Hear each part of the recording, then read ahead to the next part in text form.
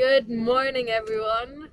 Today it's Intercooler Day, and this has been a long time coming. I'm sat in the car, as you can see, and before I changed the intercooler, Klaus and I, he sat next to me, we're going to run some tests with the Nanocom, where we're going to compare performances. So I'm going to run the engine warm, drive the car warm a bit, and do a few tests. And we'll put them up on a graph on screen for you, just to compare the two different intercoolers and how they work. Let's say how they work, but the difference between the two intercoolers, performance difference. And because in the previous two videos I've changed the intercooler hoses and I have remapped the engine, so it'll be interesting to see how the old one or the new one compares to the old one. So I'm going to go on to the motorway and we're going to do a few tests. So the intercooler's purpose or job basically is to take the air and cool it down before it goes into the engine. So the cooler air,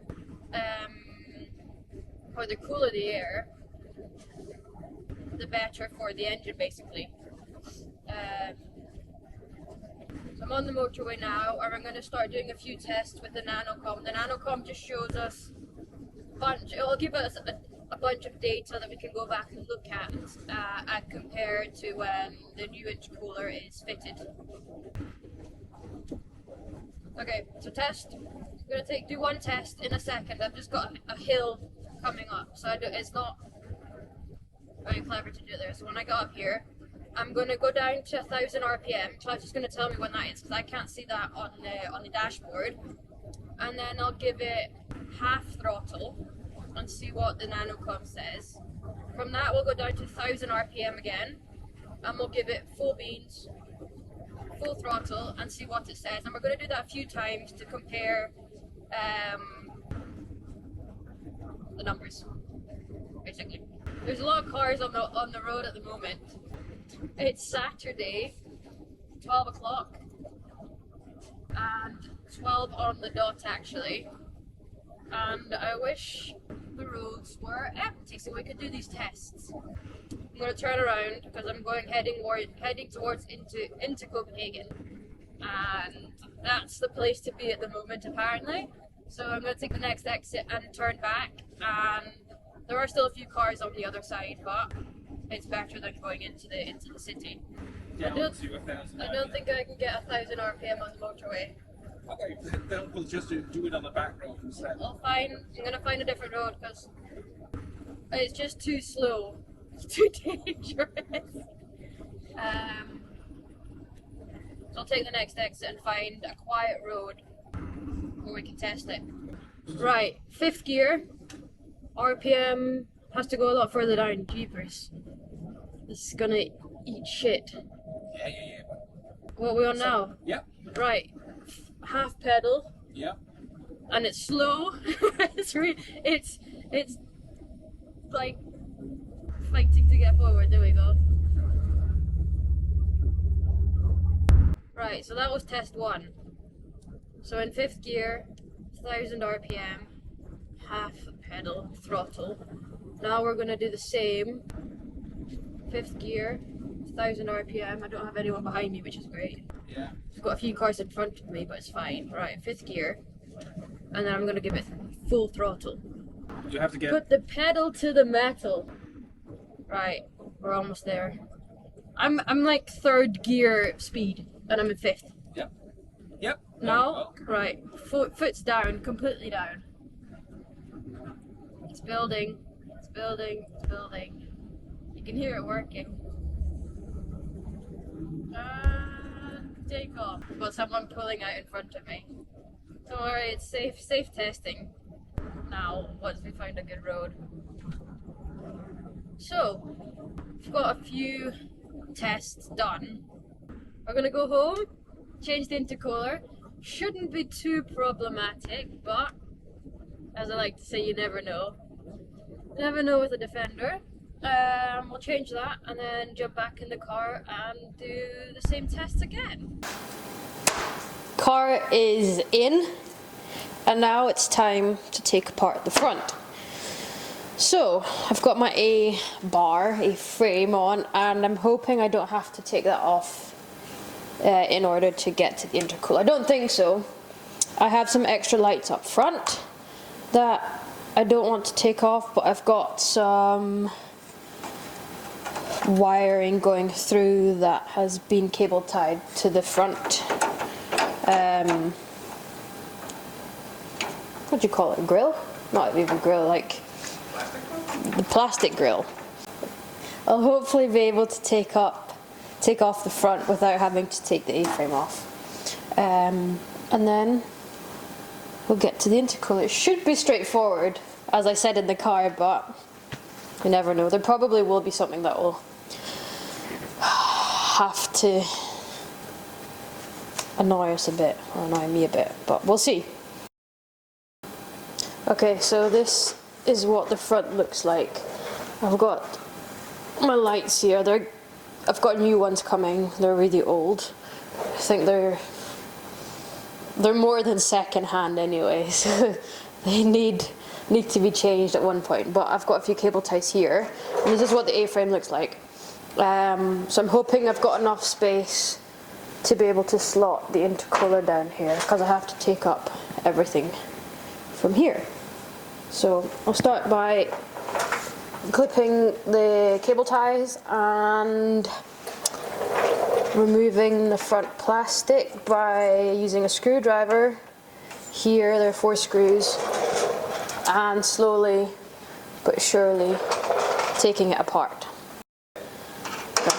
So I can just screw these out.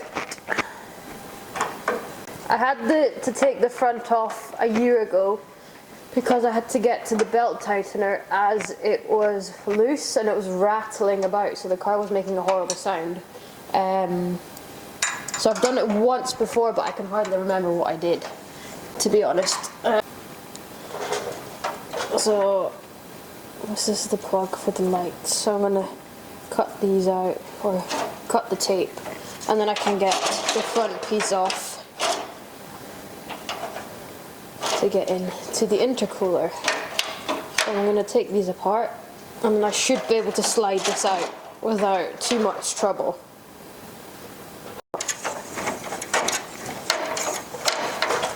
Now this should slide out.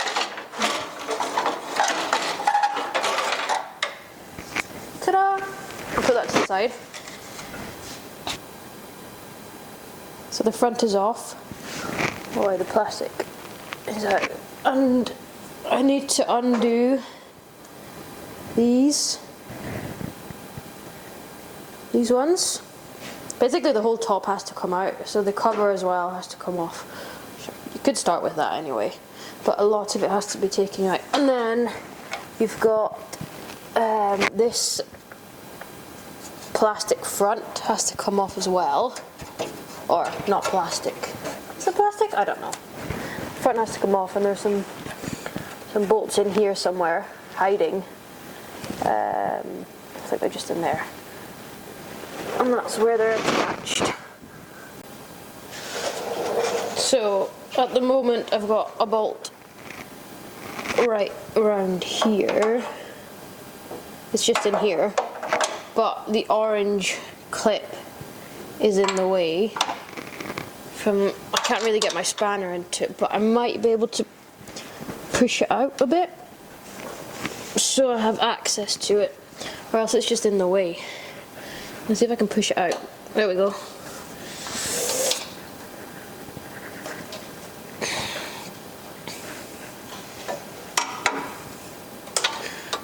Let's see.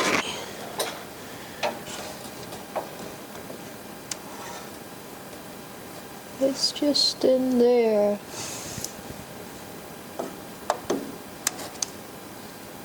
That one there. So the orange bit's in the way. I'm glad I've got a smaller hand and I don't have a massive chunky hand, because that would be a bit problematic. Or it would make it even harder.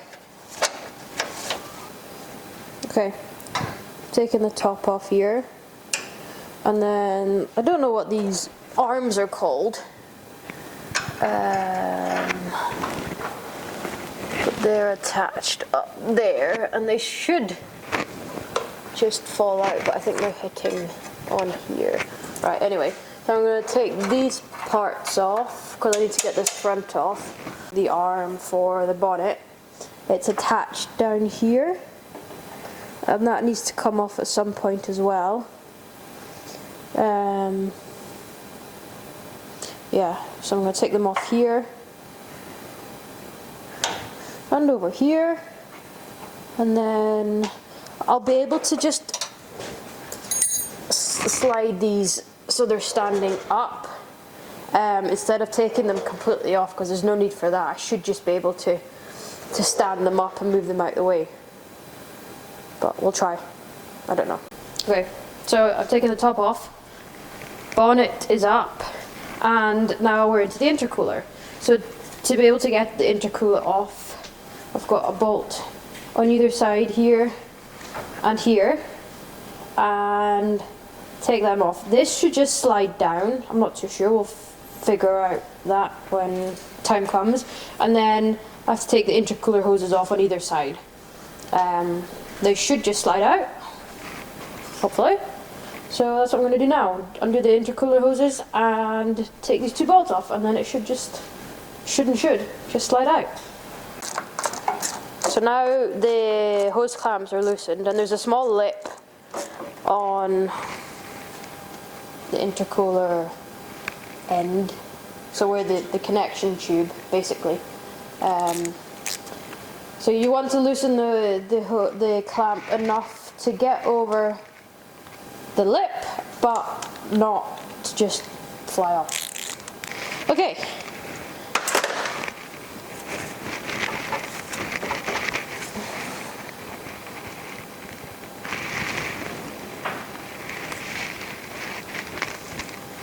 Something feels awfully stuck.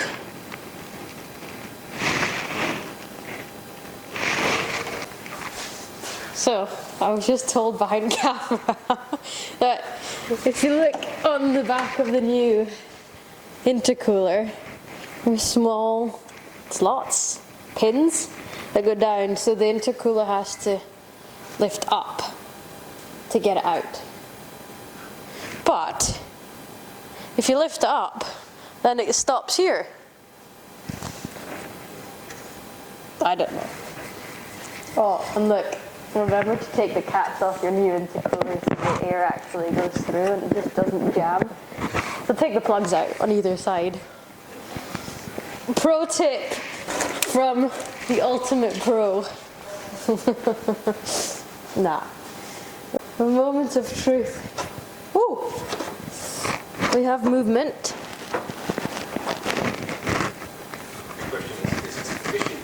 Okay, I've got it. Right, that one's out the way. That one's out the way. What have we got here? Just a bit of persuasion, I think.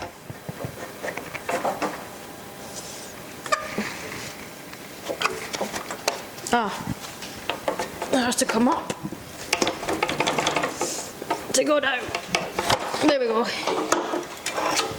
Yay! One old intercooler. Okay, side by side comparison. So, as we can see up close, the parts of the elements, the holes on the new one are a lot closer together.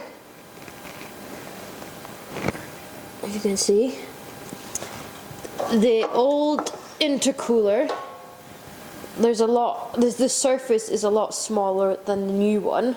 There's a larger surface area, which means there'll be a larger cooling area with the new one. There's a big difference in thickness, as you can see. it's actually just a lot bigger and hopefully a lot better than this guy. Size comparison though, it's hard to see on camera. I've got a tape measuring, right, okay, a tape measurer. Tape measure. I've got a tape measure, and this measures about 21.5 centimeters, and the new intercooler measures 30.5. So that's a fair size difference. The width, as you can see, let's have a measure. Right.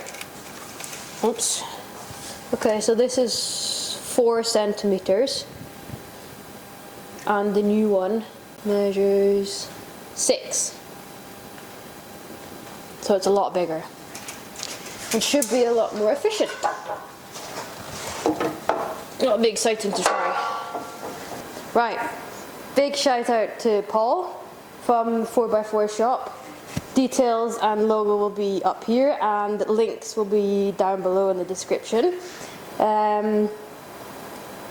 He's very kindly given us a great deal on this intercooler. So without him, I wouldn't be able to upgrade my intercooler and finally finish the stage 2 remap. So a big shout out to that team. Great. And I'm really looking forward to getting this on and trying it. In the future, we have a few exciting videos with the 4x4 shop as well, so keep an eye out for them. There'll be a camping video coming up. End of March, start April, with a lot of gear from Ironman, camping videos and prep for camping. So look out for a few of the next upcoming videos, because the 4x4 shop will be in them as well. If you have any questions, feel free to ask, or yeah, just go check them out. Really good. They have so many different products for everything, for all your 4x4 cars. So yeah, go and check them out. Okay, before I forget, I'm gonna take these plastic caps off.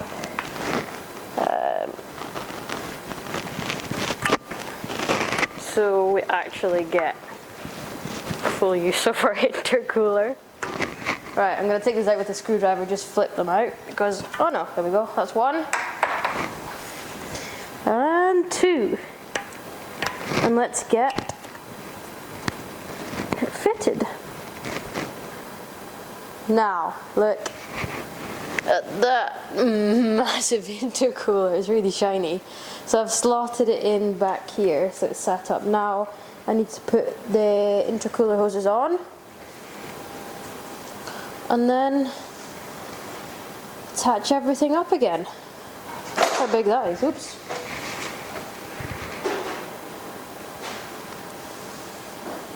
Oh, it's going to be great.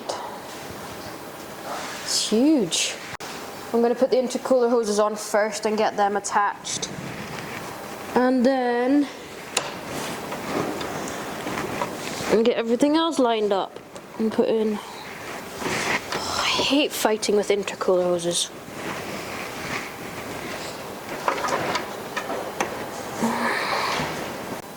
Okay, so intercooler hoses are attached, one down there, and then one back here. So, now I'm going to reattach the sides. I've just slotted it on either side, and then put the top back on, and slowly, steadily put everything back together. It's looking good so far. So, the cross bracing for the bonnet mount, because the intercooler is a lot wider, the cross bracing, or deeper, sorry, the cross bracing was rubbing against the intercooler, which is really bad because you'll just break the intercooler with all the vibrations and the bumps. So the bolts were too short, so we've extended them. I found a longer bolt, and then I've put a bit of a homemade divider up, or a sectioner, and taken the cross braces out so they don't sit up against the intercooler. And I'll show you that up close now. everything's in, loosely in. I had to cut the bracket down here because it was hitting or rubbing against the intercooler, so that's just, I got an angle grinder and gave it a bit of a cut in here. I checked the bonnet off camera to see if it fitted because it was quite hard to get this piece on. Took a bit of force. So this is what I've done here. As you can see, it's a bit longer and I'm not actually touching the new intercooler, and it's still perfectly able to close and open up here. So this is what it's looking like. I need to tighten everything up, but that's how it looks so far. Time to put the last few pieces together and then we'll go and test it. Okay, the external lights have been taped up and they're hiding back here, and now it's just, the last thing to do is align this and screw it on, attach it, and then we can go and test the car. So I'll have to warm up the engine first, so drive it for a bit, and then we'll do the same tests as we did earlier today before we changed the intercooler. Okay, I'm in the car and we're just warming up the engine to 90 degrees, so taking a wee drive before we start our tests again. Sun's going down, so we're losing light, but we should hopefully make it in time before it gets too dark. It's taken a few hours, been slow, but it's been a bit fiddly. So, getting it up to 90 degrees the engine, and then start doing the tests. Right, testing time. Right, half throttle.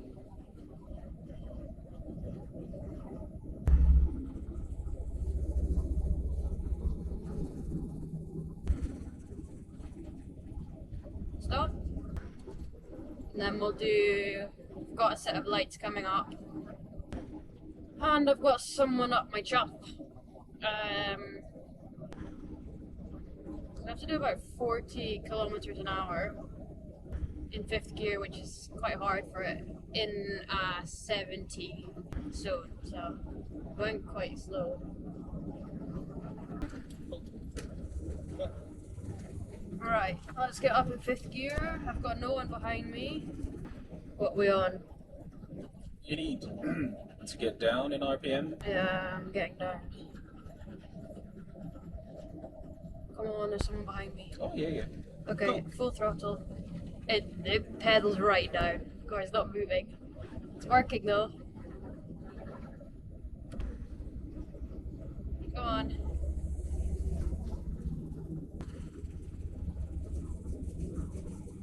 There we go. Down again. Yeah, we can.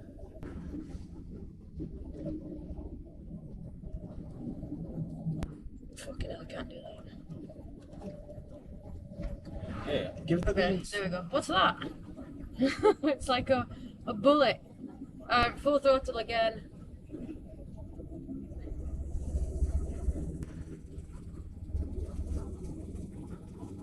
And we're off. There we go. So, that'll be really interesting to see the data we'll take from the nanocom. It'll pop up on the screen and I'll try doing a voiceover and comparing the two intercoolers. Once again, check out the 4x4 shop, Paul. Everything's linked down below. Really great. You can get so many cool things from him, and in a few videos you'll see some of his equipment on the car because we're going camping. So yeah, thank you for watching. I hope you enjoyed it. I hope you learned something or just enjoyed watching it. Keep an eye out for the next few videos with 4x4 shop, and hopefully see you soon. Have a great evening or a lovely day if you've just started your day. Right, so while performing the initial road test and evaluating the data afterwards, we discovered glitches in the dataset due to readout errors from the various sensors. It clearly shows multiple occasions where the engine reaches over 32,000 RPM, and figuring that we're not fielding a jet turbine, we're inclined to ignore the glitches. We've looked at the data, and the data is pretty inconclusive.